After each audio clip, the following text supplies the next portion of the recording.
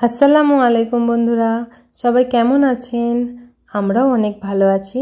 আমি নাসরিন আর নাহার ক্রিয়েটিভের একটি নতুন ব্লগে আপনাদের অনেক স্বাগত জানাই। আমার ব্লগের যারা নিয়মিত দর্শক তারা মোটামুটি জেনে থাকবে যে আমাদের 4 জনের একটা ক্লোজ ফ্রেন্ডের গ্রুপ আছে, আর আমরা 4 জনেই বিবাহিত। তাই আমাদের খুব একটা দেখা হয়ে ওঠে না। তাই আমরা চেষ্টা করি মাঝে মধ্যে 4 জনে মিলে দেখা করার। কখনো ফিস্ট করি, কখনো কোথাও বেড়াতে যাই। প্রায় 6-7 মাস আগে আমরা বর্ধমানে একবার গিয়েছিলাম, যেটার ব্লগ আপনাদের সঙ্গে শেয়ার করেছিলাম। আবার একটা ডেট প্ল্যান হলো জুলেখার বাপের বাড়িতে। চলুন ব্লগ দেখতে দেখতে গল্প করা যাক। দেখি জুলেখা কি বানাচ্ছে। সমোসা। সেদিন এই সমোসাটার ভিডিও পারভিন সেই মেনশন করেছিল, আর জুলেখা সেই সমোসাটাই বানাচ্ছে। কেন পাপাদা কি দিয়েছে ব্যাগে? তোর মা সব ছিটিবিটি করে দিয়েছে। কি গাছ লাগিয়েছে গো? ওই যে গাজর গাছ। ও এটা যখন ছিগুড়গুলো বেরিয়ে যাবে আমি তুলে দেবো। তুমি বসিয়েছো? হ্যাঁ। ও আচ্ছা। যখন পৌঁছালাম তখন দেখলাম যে জুলেখা এই সমোসাটা বানাচ্ছে। আর এই সমোসাটা আমাদের ছোট্ট থেকে অনেক প্রিয়, কারণ যখন ঈদের সময় আমরা ওদের বাড়ি যেতাম তখন ওর মা বানিয়ে দিত। এখন আমরা যখন ওর বাড়ি আসছি এখন ও বানিয়ে দিচ্ছে। তো এটা এমনি আমাদের অনেক ফেভারিট। আর পায়েস আর সমোসা বানিয়েছিল, দুটোই একদম অসাধারণ খেতে হয়েছিল। আর এগুলো সাজিয়ে আমরা ওয়েট করছিলাম নুরসাতের জন্য। তো নুরসাত এলে তারপরে আমরা খাওয়া শুরু করব। কুটুম এলি রে? কুটুম আর আসতেই পারছে না, খাবার সব ঠান্ডা হয়ে যাচ্ছে। আসো। হ্যাঁ, ফোনটা তো চালু করে বসে আছি। আর কয় কেমন আছে সবাই?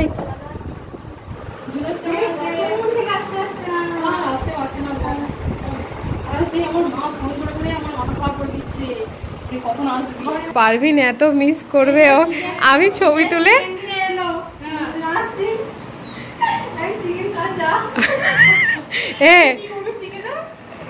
চিকেন একটা কষা করে হবে বস।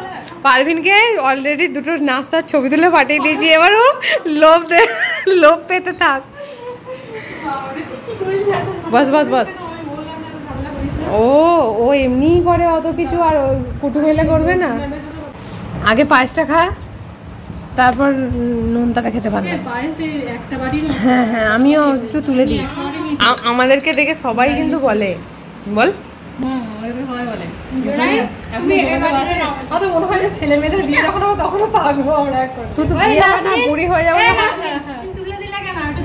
আমি খেতে পারলে নিল। এই ছেলে মেয়েদের বিয়ে হলে না হয়, বুড়ি হলে যখন বুড়ি হলে তার কাউকে সঙ্গ পাবি না, তখন এই বান্ধবীদের কি পাবি। কি দারুণ টেস্ট হয়েছে। মনে আছে সেই পার্কে আন্টি নিয়ে গেছিল?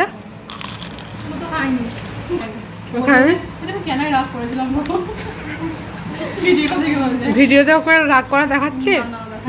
আমি কিন্তু বলিনি রাগ করার কথা।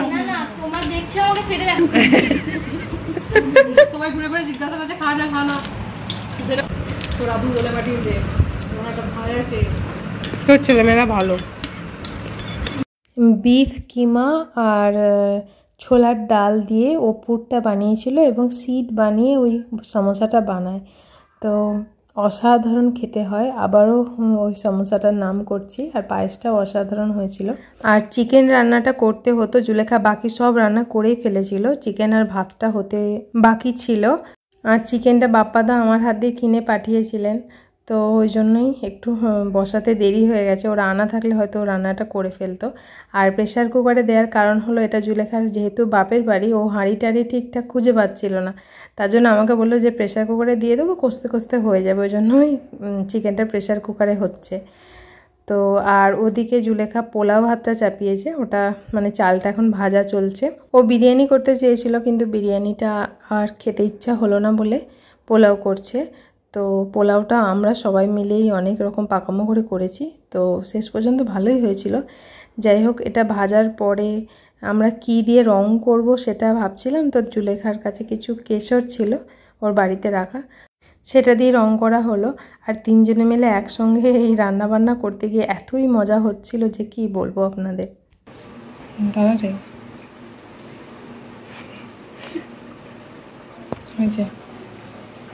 কি দিবি এবার? আগে পরে সব জিনিস দেয়া। এটাতে কি গোটা নেই, গোলাপ জল কিন্তু বেশি হয়ে যাবে, অনেকটা দেওয়া হয়ে গেছে। থাক থাক এমনি ভাতে দিয়ে থাক দিলেও থাক, আর দিস না, আর দিস না। গরমে হ্যাঁ হ্যাঁ, একটু ভিজিয়ে রাখলে তবে লালটা আসে। বল তো তুই অত পাকামো করতে গেলি কেন? আগে যখন বলি গরমে যখন ওই হয়ে যাবে তাহলে ছড়িয়ে দিলেই হয়ে যেত।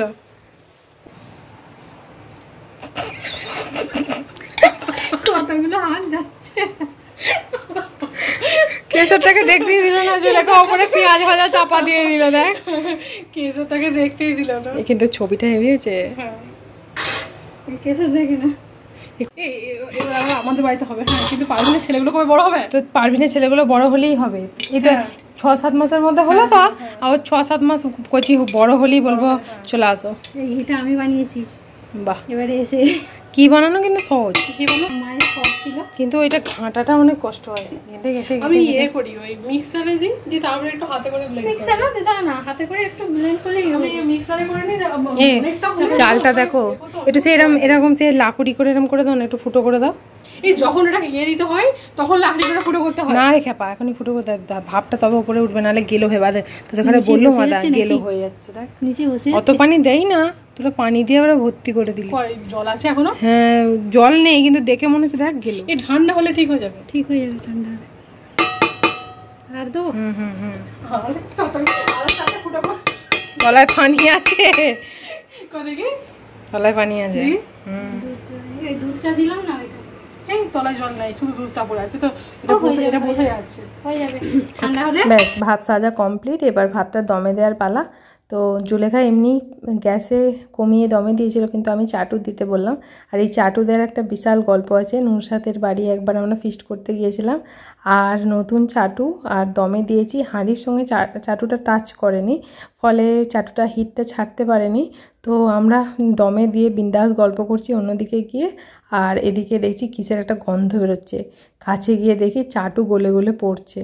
তো ওটা একটা দারুণ মজার গল্প হয়েছিল। যাই হোক, আমরা দমটম দিয়ে নিয়ে এসে উপরে একটু বসেছিলাম, গল্প করছিলাম।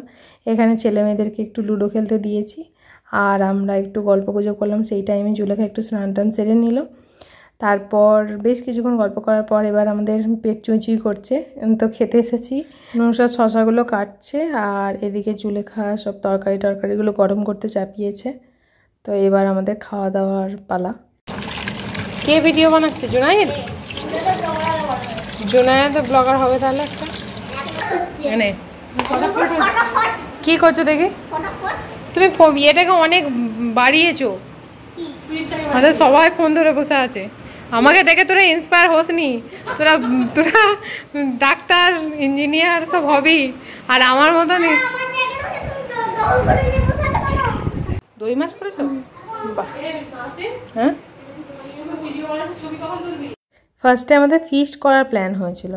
তো নুরসাদ বলছে যে সারা জীবন রান্না করি, তো আর ওখানে গিয়েও ওই একদিনের জন্য ঘুরতে গিয়েও গল্প করতে গিয়েও আর রান্না করব না। জুলেখাকে বলবো সব রান্না করতে, রান্না করতে পারবো না। তো তাই জন্য জুলেখাকে তাই বলা হয়েছে, আর জুলেখা তাই জন্য রান্নাগুলো সব করে রেখেছে। দই মাছটা করেছিল, দই মাছটা তো অসাধারণ খেতে লেগেছে। আর এই মাছটা বাপ্পাদা ধরে আনা মাছ, পরে শুনলাম। বাপ্পাদা মানে হচ্ছে জুলেখার হাজব্যান্ড, উনি ফিশিং করতে প্রচণ্ড ভালোবাসেন, তো ওনারই ধরে আনা মাছ আমরা ফিশটে খেলাম, অসাধারণ টেস্টি। চিকেনটা আর গরম করলি না? গরম আছে। বাংলাদেশে কত ভিডিও আছে। আমার এখন মগজ ভাজা রেসিপিটা খুব ভাইরাল হচ্ছে। ফ্যানটা আবার বন্ধ করতে, তরকারিগুলো ঠান্ডা হয়ে যাবে। সুগন্ধ, থাক বেশি বার করিস না। আমাদের মেনুতে ছিল খাস চালের পোলাও, বিফ আলু দিয়ে একটু কম ঝোল করে কষা মতো তরকারি, আর স্যালাড ছিল, তার সঙ্গে চিকেন কষা আর দই মাছ। তো প্রত্যেকটা তরকারি অসাধারণ সুস্বাদু হয়েছিল। আর আমরা সবাই মিলে পোলাওটা রান্না করেছি, ওটা তো আরোই সুন্দর হয়েছিল। আর খেতে খেতে জুলেখা বলছে যা পাঁপড় ভাজা হলো না, তার মানে ওটাও আমাদের মেনুতে ছিল। কেমন হয়েছে? প্রচুর ভালো। কেমন হয়েছে নিশাদ? জুনাই এইখানটা দে, ব্যাস একটুখানি কেমন হয়েছে দেখি। থাক থাক, খেয়ে ধোয়াধুয়ি কমপ্লিট। এবার এখানে আজরানো চলছে, যা যা আমরা খেতে পারিনি সেগুলো হচ্ছে এখন ফ্রিজে রাখার ব্যবস্থা করা হচ্ছে। এবার তারপরে পাটি পাতা হবে। না পারবিনও বলছি, পারবিন বলছে টক দই খেতে পারতাম না, খেতে খেতে অভ্যাস হয়ে গেছে। কিন্তু কি করে আমি এত চেষ্টা করেছি অভ্যাস করার, কিন্তু কোনোভাবেই অভ্যাস করতে পারিনি।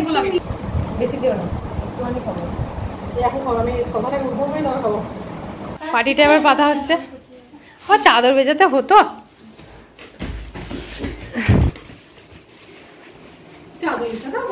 জুনাইদ হেল্প করছে। নিচে কোল্ড ড্রিঙ্কস খেতে খেতে বেশ কিছুক্ষণ গল্প করেছি। তারপর সব কিছু ওদিকে বন্ধ টন্ধ করে দিয়ে একদম উপরে এসে আমরা এসি চালিয়ে বসেছি। সেই যে আমরা উপরে এসে গল্প শুরু করেছি, একদম 6টায় গল্প আমাদের শেষ হয়েছে। বাচ্চারাও খুব কোঅপারেট করেছে, ওরা নিজেরাই খেলা করেছে, আমাদেরকে একটুও ব্যস্ত করেনি। আমরা তো একদম মন ভরে গল্প করেছি। মানে কিছুদিনের জন্য আবার আমাদের ব্যাটারি চার্জ হয়ে গেল, আবার কিছুদিন খুব আনন্দে আমাদের দিন কাটবে। এই যে আমরা মাঝে মাঝে দেখা করি, এটা আমাদের জন্য খুব মানে সাহায্য করে ভালো থাকতে, মন ভালো রাখতে। এমনি পরিবার পরিজন তো আছেই, কিন্তু বন্ধুবান্ধবও জীবনে যে কতটা দরকার সেটা আমরা অনেক ফিল করতে পারি। আর আমরা এই ফ্রেন্ডশিপটা হয়তো মানে আল্লাহ যদি চায় সারা জীবনই আমরা এইভাবে রাখবো।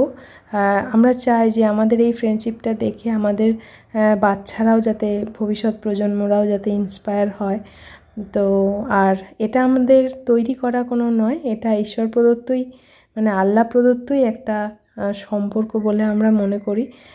আরও অনেক বন্ধু ছিল জীবনে, তারা এখনও বন্ধু আছে, কিন্তু এইভাবে আমাদের সঙ্গে টাচে রাখা তো সবাইকে সম্ভব হয়নি। যারা থাকার তারাই থাকবে, এটাই বাস্তব।